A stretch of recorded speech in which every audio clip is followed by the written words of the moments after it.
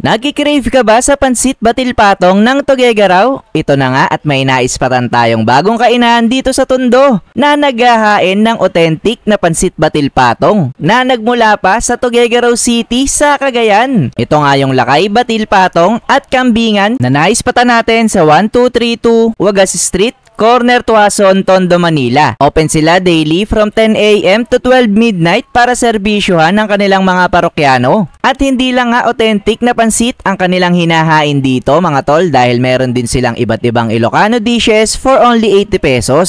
Tulad ng dinakdakan, kaldereta, dinuguan at igado. At dahil kambingan nga rin ito ay meron din silang papaitan, kaldereta, adobo, kilawin at sinampalukang luto ng kambing na 180 pesos naman per order. At dahil yung kanilang pansit ang ating sinadya rito ay alamin natin ang presyo. Yung kanilang pansit batil patong special 120, tapos yung hataw 150, yung may lechon kawali daw yan. At yung overload naman ay yung may lechon kawali tsaka may chicharon bulaklak pero hindi siya available ngayon. Tsaka itong pansit kabagan mga tol, yung special 120, yung overload naman ay 160 lang yan.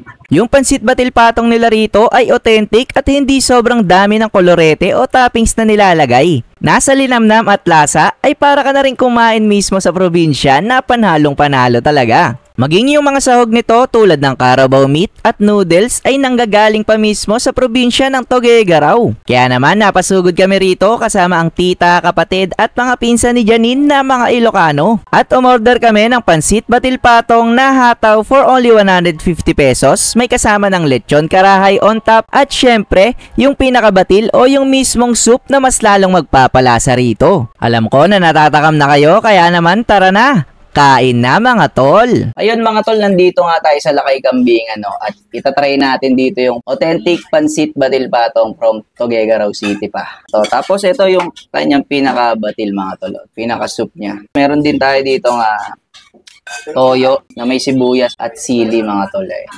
First bite.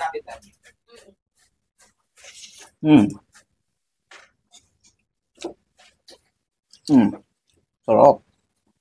Yan, para ma-enhance pa lalo yung lasa, lalagyan ng toyo na may mga sibuyas at sili. Try natin with lechon. Cheers! Grabe. Masarap talaga. Solid talaga yung ano dito. Pansit batil patong, authentic kasi yung pagkakaluto. Perfect bite. Cheers! Yung pinaka-batil, yung pinaka-soup niya, ayun. Sarap. Grabe naman. Try natin na may ano, may batil dito mismo sa pansit. Yan, sabaw natin dito sa pansit. Ayun.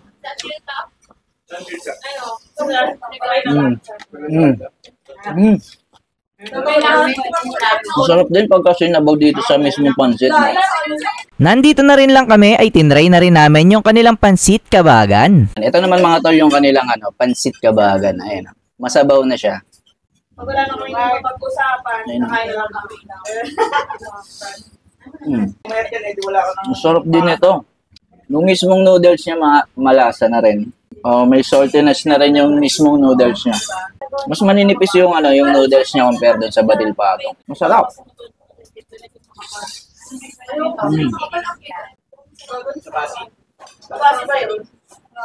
May masarap din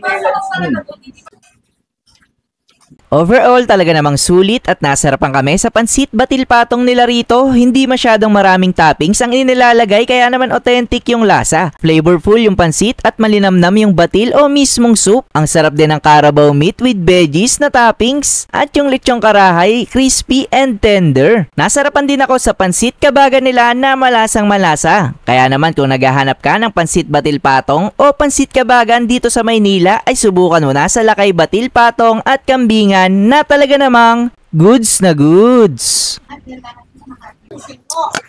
Kamusta, sir? Sarap, solid. Lasang pansit.